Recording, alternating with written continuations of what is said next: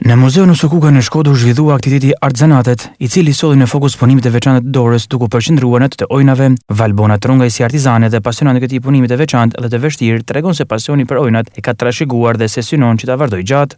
Sekreti ndoshta është zhvillu gjatë kohës, gjatë të punimit të vazhdueshëm edhe gjatë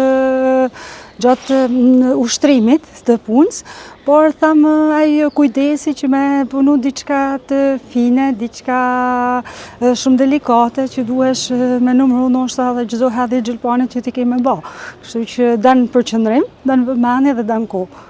Ndërkohë Petrit Bilali, si specialist deri tek Shkodër, tregon detaje rreth aktivitetit e njëkohësisht rreth plotësimit të dokumentacionit të plot që punimi i dorës ojnat të mbrojt nga UNESCO.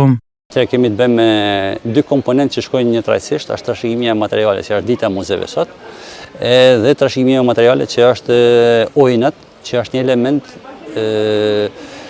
aktualisht pasionie kombëtare e trashëgimisë jo materiale dhe është hartu një dosje për të aplikuar në UNESCO.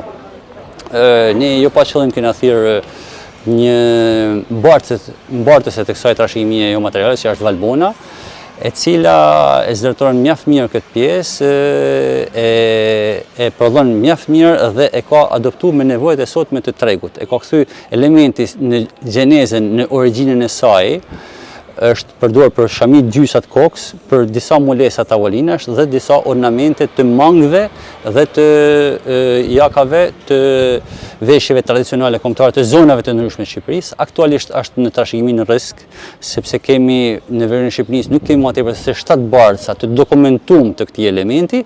Punimet e dorës si me grepe, qendisje dhe ojnat synojnë që trashëgohet në breza edhe pse me kalimin e viteve dukshëm interesi është zbehur.